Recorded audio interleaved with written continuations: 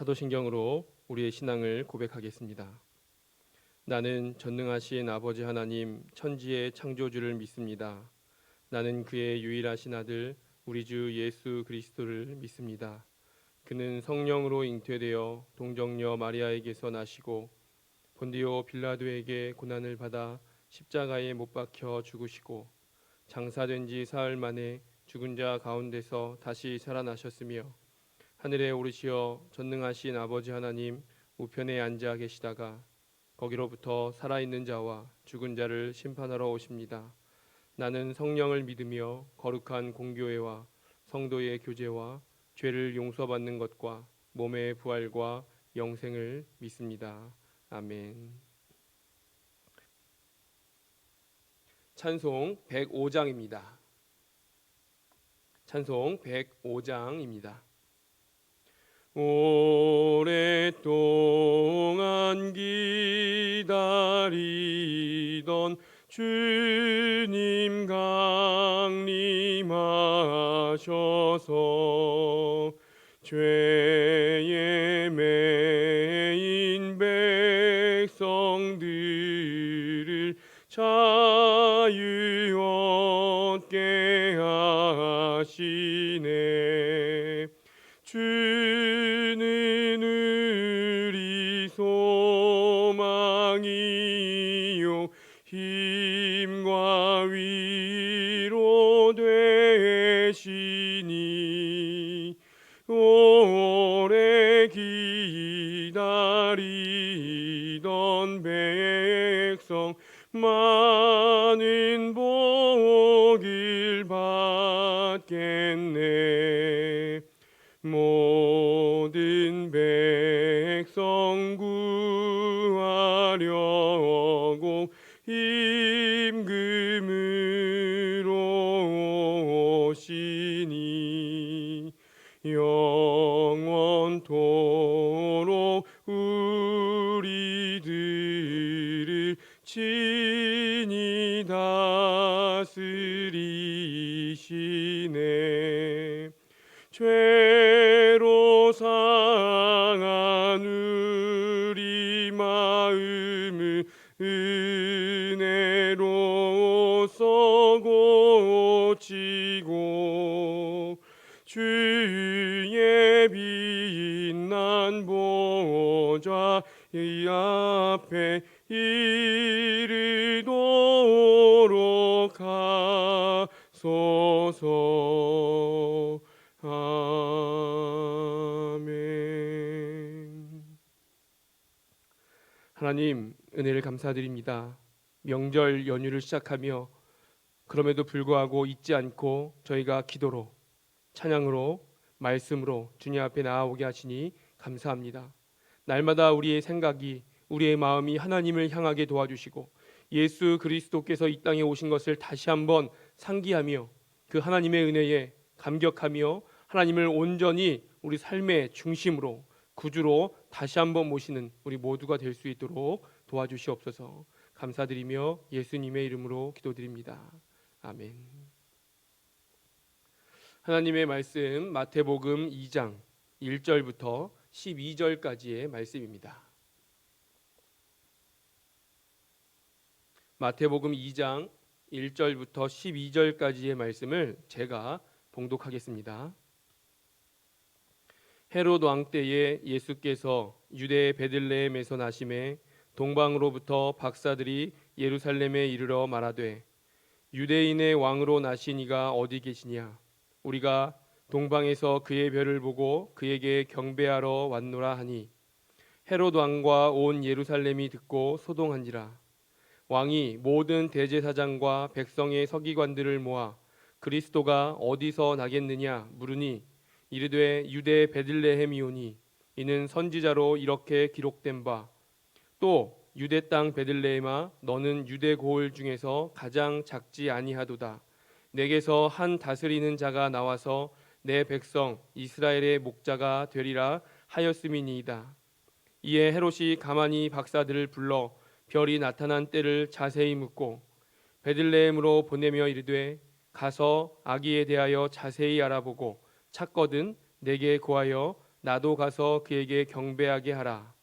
박사들이 왕의 말을 듣고 갈새 동방에서 보던 그 별이 문득 앞서 인도하여 가다가 아기 있는 곳 위에 머물러 서 있는지라. 그들이 별을 보고 매우 크게 기뻐하고 기뻐하더라.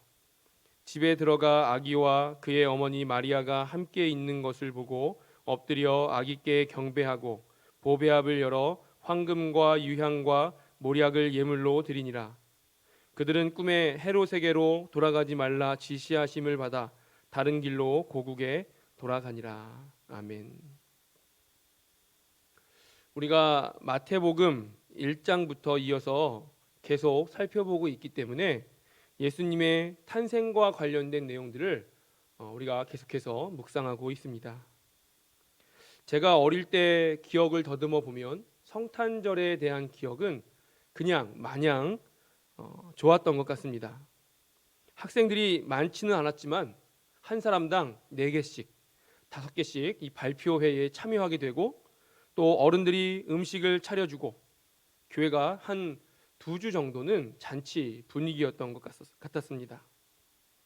그리고 그때 예수님에 대한 이야기를 들었던 기억, 또 예배 시간에 목사님께서 예수님 그 탄생하신 기사를 이야기식으로 설교해 주셨던 그런 기억이 납니다. 그리고 나서 제가 신학을 하게 되었죠. 그리고 신학을 하고 나서 그런 기억을 가지고 성탄 설교를 하려고 하니까 막막했었습니다. 왜냐하면 저는 제 기억 속에서 제가 가지고 있는 그 좋은 추억들, 기억들을 가지고 전달해 주려고 했는데 그게 쉬운 일이 아니었던 것이죠. 특히 우리가 잘 알고 있는 이야기로 되어 있는 본문들, 재미있는 스토리일수록 이 설교화하는 것이 보통 어려운 일이 아니었습니다. 그래서 오늘 본문이 하려고 하는 말씀이 과연 무엇인가? 그냥 재미있는 이야기가 아니라 우리에게 오늘 주시고자 하는 말씀이 무엇인가? 이런 것을 고민하는 것은 다른 차원의 일이었습니다. 왜 이런 말씀을 드리는가 하면 오늘 말씀도 마찬가지이기 때문입니다. 동방박사 이야기, 이거 얼마나 재미있고 우리의 흥미를, 궁금증을 유발하는 이야기입니까? 하지만 이 이야기를 통해서 우리가 묵상할 수 있는 것이 무엇입니까? 오늘 같은 본문일수록 반드시 고민해야 합니다. 우리는 오늘 본문 굉장히 유명하고 다 알고 있는 본문이죠. 그러나 이것을 내가 알고 있는 이야기다라는 것이 아니라 이 본문을 묵상하는가, 여기서 하나님께서 나에게 주시고자 하는 말씀이 무엇인가, 이렇게 잘 아는 본문일수록, 유명한 본문일수록 그런 고민을 해야 한다는 것이죠. 심지어 오늘 본문은 사실 마냥 재미있는 이야기만은 아닙니다. 반역자가 나오는 것 같기도 하고요, 또 살인 계획을 하는 이야기가 나오기도 합니다. 그러나 중요한 것은 이것이 바로 예수님이 태어나신 배경이라는 것이죠. 이런 배경과 이런 어떤 의식을 가지고 오늘 본문을 한번 같이 보기를 원합니다. 먼저 오늘 본문을 보면 동방박사들이 등장합니다. 이 동방박사들이란 누구인가요? 사실 정확히 알 수는 없습니다. 그러나 이들이 별을 보고 왔다는 점, 그리고 동방에서부터 왔다는 점, 이런 것으로 추측할 수 있는 것들이 이 박사들은 아마도 점성술에 능한 자거나 아니면 천체를 연구하는 박사들일 것이다 라는 정도입니다. 그런데 문제는 이 사람들이 꽤 오랜 시간 동안 별을 따라왔고 예루살렘까지 따라왔다는 것이 문제가 되는 것이죠. 예루살렘이 어떤 곳입니까? 그냥 단순히 이스라엘이라는 나라의 수도다라는 것에서 멈추는 것인가요? 단순한 곳이 아니죠. 꽤 왕적인 권위를 가지고 있는 것입니다. 그리고 크지도 않은 예루살렘이기 때문에 굉장히 폐쇄적인 그런 권력 집단의 모임입니다. 또한 종교와도 아주 밀접한 관련성이 있는 것이죠. 이들이 예루살렘에 나타났다는 것은 사실 이들이 비밀로 하고 싶지도 않았지만 혹 비밀로 하고 싶어도 비밀로 할 수도 없는 그런 환경의 장소였습니다. 이들은 곧장 왕궁으로 갔습니다. 그리고 물었죠. 유대인의 왕으로 나신 이가 어디에 있습니까? 이런 사람이 어디 있습니까? 수도에 가서 왕궁에 가서 유대인의 왕으로 나신 이가 어디 있습니까? 이렇게 묻는 사람이 어디 있습니까? 헤롯은 아마 심기가 불편했을 것입니다. 그 대단한 헤롯 대왕이 얼마나 화가 나고 자존심이 상했을까요? 그러나 꾹 참고 대신들에게 물어봅니다. 그리스도가 어디서 나겠느냐? 대신들이 대답하죠. 베들레헴입니다. 여기서 우리는 한 가지를 짚고 넘어가야 합니다. 예수님이 이 세상에 어떤 직분으로 오셨습니까? 왕으로 오셨죠. 그러나 예수님은 예루살렘에서 태어나시지 않습니다. 왕궁에서 태어나시지도 않습니다. 어디서 태어나시나요? 베들레헴. 6절에 뭐라고 말씀하고 있냐면 유대 땅 베들레헴아 너는 유대 고을 중에서 가장 작지 아니하도다. 그러니까 베들레헴이 유대 땅 중에서 가장 작기 때문에 이렇게 말하는 것일 수도 있고, 아니면 유대 땅에 있는 작은 고을들 중에 하나이기 때문에 이렇게 말하는 것일 수도 있는데, 확실한 것은 베들레헴은 작은 마을이었다는 것입니다. 예수님은 왕으로 오시지만 화려하고 주목받는 곳에서 태어나시는 것이 아니라 아주 작은 보잘것없는 마을에서 태어나십니다. 그뿐만이 아니죠. 예수님은 제대로 된 집도 아니고 말 구유에, 그것도 아주 작은 곳에서 태어나시죠. 왜 이렇게 태어나셔야 했을까요? 왜 예수님이 이런 취급을 당하셔야 합니까? 그러나 이것이 바로 예수님이 오신 이유입니다. 예수님은 대접을 받으러 오신 것이 아니라 우리를 위해 죽으러 오셨습니다. 예수님은 높임을 받으러 오신 것이 아니라 우리를 높이시려고 왔습니다. 영원히 죽을 수밖에 없는 우리를 영원한 생명의 자리로 옮기시고, 또 영원한 생명이신 예수님 당신은 영벌에 처해지기 위해서 오신 것이죠. 그러나 우리는 어떤 삶을 살고 있습니까? 혹시라도 우리 삶의 목적이 어떻게 하면 내가 조금이라도 더 대접받을 수 있을까? 어떻게 하면 내가 조금이라도 더 높아 보일 수 있을까? 어떻게 하면 내가 더 잘나 보일 수 있을까? 고민하지 않습니까? 이것이 그리스도인의 모습입니까? 심지어 예수님이 그런 취급을 당하며 죽으시며, 원래는 높임을 받으셔야 할 분이 우리를 높이시고 영원히 죽어야 할 우리를 영원한 생명으로 옮기시고, 영원한 생명이신 그분이 영벌에 처하시면서까지 구원하신 우리가 이렇게 해야겠습니까? 또 한 가지 살펴볼 것은 헤롯이 대신들에게 그리스도가 어디에서 태어날 것인가 물었더니 그들이 성경을 통해서 그 장소를 알고 있었다는 것입니다. 그렇다면 헤롯도 알게 되었고 대신들도 알고 있었고, 그런데 왜 가만히 있습니까? 헤롯이 자기 입으로 그리스도가 태어날 곳이 어디냐라고 물었고, 대신들도 베들레헴이 바로 그리스도가 태어나실 곳이라고 말로 말했습니다. 그런데 왜 그리스도가 태어났는데 가만히 있나요? 왜 오히려 죽이려고 합니까? 이것이 바로 헤롯과 헤롯의 대신들의 현 주소입니다. 그들은 그리스도에게 관심이 없습니다. 오히려 그리스도가 오셔서 혹이라도 내가 가지고 있는 기득권, 내가 가지고 있는 많은 좋은 것들이 흔들릴까 염려하는 사람들이었습니다. 오직 중요한 것은 내 왕의 자리, 오직 중요한 것은 내 기득권의 대신들의 높은 자리, 관직, 이런 것이었죠. 그들은 성전도 지은 사람들이었습니다. 몇 수십 년 동안 어마어마한 대단한 성전을 지었습니다. 솔로몬이 지은 성전도, 포로기에서 돌아왔다 온 성전도, 어느 성전도 이렇게 의리의리하고 이렇게 긴 시간 동안 대단하게 웅장하게 지은 성전은 없었습니다. 헤롯 성전이 가장 웅장하고 가장 돈을 많이 투입하고 가장 오랜 시간 지은 성전, 그 성전을 지은 사람입니다. 뿐만 아니라 이스라엘 백성들이 하나님을 잘 섬기도록 도와주는 사람이었습니다. 그러나 그들은 하나님을 믿는 사람은 아니었습니다. 겉모습만 그럴싸했을 뿐이죠.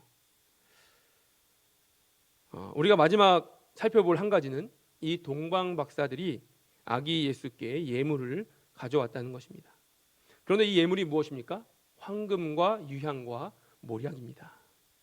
이것은 메시아 예언과 관련해서 성취가 되고 있다는 것을 의미하는 것입니다. 또 많은 학자들이 이런 말을 하죠.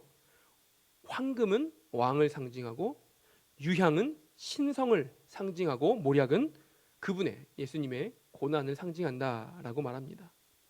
그러나 이런 것이 정확히 무엇을 상징하느냐 이런 것을 떠나서 이방인조차 아기로 태어나신 그리스도를 경배하러 왔다는 것입니다. 며칠이 걸렸는지 몇 달이 걸렸는지 뭐 정확한 것은 아니지만 헤롯이 별이 처음 나타났을 때를 기준으로 2살 아래를 죽이라고 한 것을 봤을 때 어쩌면 최대로 2년은 오지 않았을까 쉽게 말할 수도 있고요. 뭐 동방의 페르시아 어떤 박사들이라고 말하는 사람들도 있는데 그렇다면 뭐 몇 달 왔을 수도 있겠죠. 중요한 것은 이방인들도 몇 달 혹은 몇 년을 와서 이방의 메시아에게 경배를 하는데 이스라엘 사람들은 뭐 했습니까? 정작 유대인의 왕은 무엇을 하고 있고 유대인의 관직에 있는 사람들은 무엇을 하고 있었습니까? 자신들을 선민이라고 하고 하나님의 백성이라고 자부하는 사람들은 무관심하고 오히려 죽이려고 했지만 이방인들은 예수님을 높여드리는 모습을 보이고 있습니다. 우리는 우리 신앙의 모습을 돌아봐야 합니다. 지금 우리가 계속해서 예수님이 누구이신가를 살펴보고 있습니다. 아마도 우리 큐티 책에 마태복음 앞에 내용을 보신 분은 알 수 있지만 마태복음 1장부터 4장까지는 예수님의 정체성에 대해서 이야기하고 있습니다. 예수님이 누구이신가? 어떻게 오셨는가? 왜 오셨는가? 우리에게 어떤 의미가 있는가? 우리가 예수님을 어떻게 여기고 있으며 어떤 마음으로 대하고 있습니까? 너무 오랜 시간 신앙생활을 하면서 당연하게 여기고 있지는 않은가요? 오랜 시간 신앙생활을 하면서 중요성을, 감사를, 두려워하는 마음을 잊어버리지는 않았습니까? 오늘 하루를 살아갈 때 이 예수님을 묵상하는 삶이 되기 원합니다. 예수님은 우리가 적극적으로 예배를 드려야 할 뿐입니다. 알면서 할 수 있으면서 아는 것으로 내 직분을 맡고 그 자리에 앉아 있는 것으로 가만히 있는 것이 아니라 최선을 다해서 적극적으로 참여하며 능동적으로 예배를 드려야 할 뿐입니다. 뿐만 아니라 우리 삶으로도 예배를 드려야 할 뿐이죠. 이것을 다른 사람에게 빼앗길 수 없습니다. 이방인도 예수님을 경배하는데 우리가 헤롯처럼 될 수는 없지 않습니까?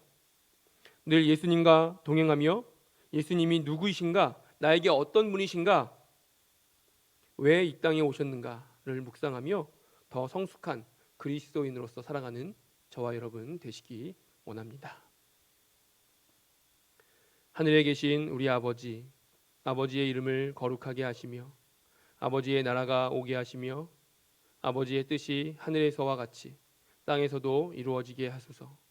오늘 우리에게 일용할 양식을 주시고 우리가 우리에게 잘못한 사람을 용서하여 준 것 같이 우리 죄를 용서하여 주시고 우리를 시험에 빠지지 않게 하시고 악에서 구하소서.